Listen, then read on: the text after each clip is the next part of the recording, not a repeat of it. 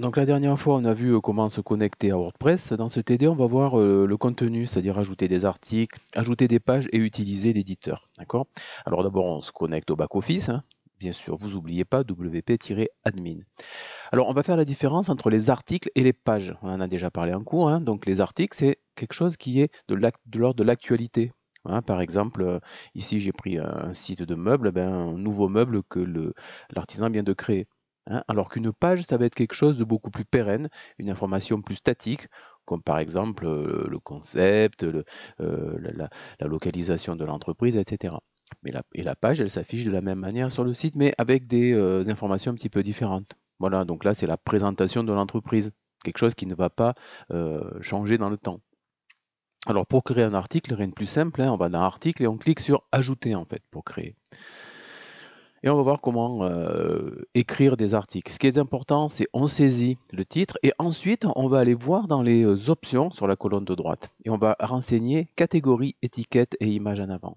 Catégorie, cela permet de classer l'article. On va le mettre dans une partie, hein, dans un chapitre. Et si il n'y a pas de catégorie qui vous convienne, eh bien, vous pouvez en créer une autre en cliquant sur ajouter une nouvelle catégorie. Et voilà, donc là, cet article sera classé dans deux catégories différentes, nouveautés et faites. Les étiquettes vont permettre une meilleure navigation par l'internaute et puis ça va également favoriser le SEO. Et l'image mise en avant, ça va permettre d'agrémenter le site d'une image. Alors pour les images, eh bien, ou bien on la prend dans la médiathèque qui existe déjà, ou bien on télécharge une image sur l'ordinateur, sur votre PC. Important au niveau des images, c'est de bien renseigner toutes les informations sur le média, puisque ça va permettre un meilleur SEO. Donc ces informations vont permettre un meilleur référencement au niveau des moteurs de recherche. Voilà. Donc là, on a ces trois éléments dans les options. Et on pourrait aussi regarder au niveau des commentaires si on veut que les internautes laissent ou pas des commentaires sur l'article. C'est bien la fonction du blog, hein, de laisser des commentaires, de faire un petit peu de l'interaction avec les clients. Et puis ensuite, on va structurer l'article. Structurer, c'est utiliser des mots-clés, insérer des médias et insérer des liens. Et également mettre des titres et des sous-titres, ce qui va permettre une meilleure lecture par l'internaute et un meilleur SEO. Donc vous voyez, on clique sur le plus et on rajoute un bloc d'informations que l'on va saisir. Ici, on est dans le bloc paragraphe où on saisit le texte. Bien sûr, pas de faute d'orthographe. Hein. Voilà. Et à chaque fois qu'on va cliquer sur plus, on va avoir des éléments que l'on peut rajouter. Ici, une image, hein, ou qu'on va chercher dans la médiathèque ou qu'on va téléverser. Et encore une fois, à chaque fois qu'il y a une image, si les informations ne sont pas complétées pour le SEO, eh bien on complète la légende, la description, le texte, le titre, etc.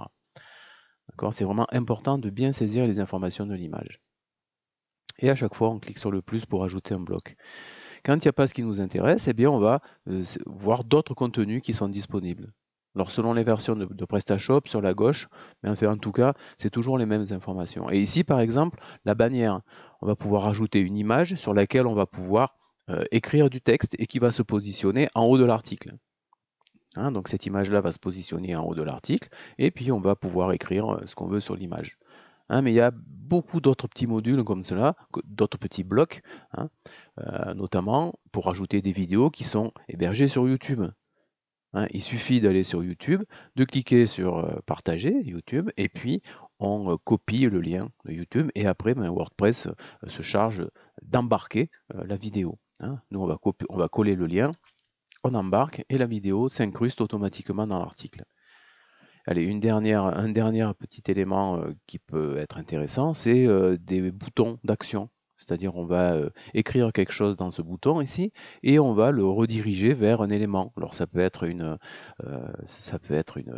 un autre site web, ça peut être le propre site web sur lequel vous travaillez. Et à ce moment-là, on va par exemple copier l'adresse HTML de la page que l'on veut cliquer. Hein, je colle. Je la fais ouvrir dans un nouvel onglet et je valide. En cliquant sur cet onglet, j'irai sur la première page du site. Hein, mais ça peut être un site externe, bien sûr, hein, ou ça peut être un élément interne au site, mais on le verra un petit peu plus tard. Voilà, là on vérifie qu'on a bien toutes les informations au niveau des options. Et puis on publie, on enregistre. Hein, et puis on publie, on vérifie les informations de publication, on y reviendra, et puis on publie.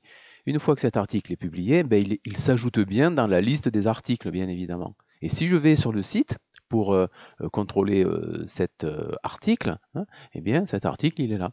Donc il a bien été publié, il est visible sur le web. Hein, la publication, c'est la visibilité sur le web. Voilà pour les articles. Au niveau des pages, ben, c'est un petit peu la même chose, hein, sauf que ce sont des informations pérennes, mais c'est le même principe. Hein. Ce sont des informations qui restent plus longtemps. Par exemple, ici, on pourrait faire la présentation des menuisiers ou des ateliers de menuiserie. C'est quelque chose qui va rester identique. On renseigne les informations sur la droite, mais par rapport aux articles, il y a beaucoup moins d'éléments. Donc, on peut insérer une image mise en avant. Et puis, de la même façon, on va insérer des blocs, donc je ne vais pas y revenir, hein, en structurant l'article, enfin en structurant la page, pardon. Voilà, un petit article de présentation des ateliers. Et puis on pourrait aussi également, comme pour les articles, hein, insérer des images, insérer des vidéos, insérer des boutons. En fait, c'est exactement la même chose. Une fois qu'on a fini de tout ça, on vérifie toujours qu'on a bien rentré les options. Pareil pour les commentaires. Hein, est-ce qu'on autorise ou pas les commentaires? Et puis on publie. On publie la page. La différence avec l'article, c'est que si je vais sur la page, sur le site, pardon, j'actualise hein, pour bien montrer la publication, mais cette publication, en fait, la page, non, ben, elle ne s'affiche pas automatiquement sur la page d'accueil. Elle n'est pas non plus dans le menu. Hein, les pages ne s'affichent pas automatiquement dans le site. Pour afficher les pages, il y a 3 solutions. C'est où on peut la mettre en page d'accueil, ou on peut l'insérer dans le menu, ou on peut mettre un lien. Et pour aller sur la page d'accueil, en fait, on va aller dans personnaliser menu et dans le réglage de la page d'accueil, on va pouvoir mettre cette page d'accueil ou sur les articles ou sur une page de notre site. Et à ce moment-là, on sélectionne la page que l'on veut mettre en page d'accueil. Par exemple, ici, on va mettre la présentation des ateliers en page d'accueil. Donc on publie, on enregistre, je retourne sur le front office, j'actualise et là, quand je clique sur Recycle bois, en fait, voilà, la présentation a changé. Maintenant, au niveau de la page d'accueil, c'est sur la page présentation des ateliers. On voit que ce n'est pas du tout la même chose qu'avant. On peut revenir à la situation initiale, hein, on remet sur les derniers articles, et là, la page d'accueil va afficher les articles. Donc si je fais actualiser, si je reviens sur les articles, on a bien nos articles. Donc on choisit, ou on met la page d'accueil sur les articles, ou on met la page d'accueil sur une page fixe. Voilà. Cette page, on pourra aussi la mettre dans les menus. Hein, donc on clique sur menu. Actuellement, le menu, c'est un menu qui est actif sur ce site, mais je pourrais en créer un autre. Alors pour l'occasion, pour l'exemple, je vais en créer un de menu. Donc je crée un nouveau menu que je nomme menu essai et que je crée. Ça dégrise un petit peu la colonne de gauche. On n'oublie pas de dire à ce menu où est-ce qu'on va l'afficher. Ici, on va l'afficher au niveau supérieur. Et puis, on va rajouter des éléments sur le menu. Ces éléments, c'est tout ce qui est à gauche, notamment les pages. Donc, on va pouvoir rajouter des pages dans le menu. Ici, on va rajouter 3 pages. Et on l'ajoute au menu. Et voilà. Et ces éléments-là seront dans le menu. Mais on peut rajouter aussi d'autres choses. On peut rajouter... on peut rajouter une autre page, il n'y a pas de souci.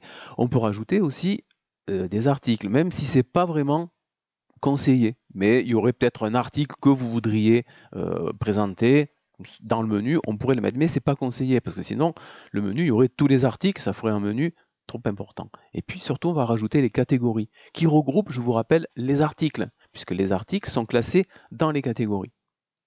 Voilà. On n'oublie pas d'enregistrer le menu. On vérifie qu'il est bien affiché dans le menu supérieur, et tous ces éléments-là vont s'afficher dans le menu. D'accord? Bon, ici, en fait, on va dire quel menu est-ce qu'on veut afficher. C'est bien le menu essai que je veux afficher. Alors, donc, je retourne sur le front office et je vais regarder un petit peu ce qui se passe. Et quand je viens sur le front office, on a notre menu ici qui est très important, qui a les pages, et il y a toutes ces catégories. D'accord? Après, pour structurer le menu, il suffit de faire des glissés, déposés comme cela pour créer la structure du menu. Et on peut faire la même chose d'ailleurs pour les catégories. Si j'enregistre ce menu, je vérifie bien qu'il est toujours actif, on va voir que ça a changé. Là, on a la nouvelle structure du menu, en fait. Il n'y a plus que deux éléments, voilà les pages qui sont avec leur sous-menu et les catégories qui sont avec leur sous-menu. Donc on a fait une nouvelle structure. Et quand on clique sur par exemple là une catégorie, bien, on retrouve les articles, bien sûr, il n'y a pas de problème.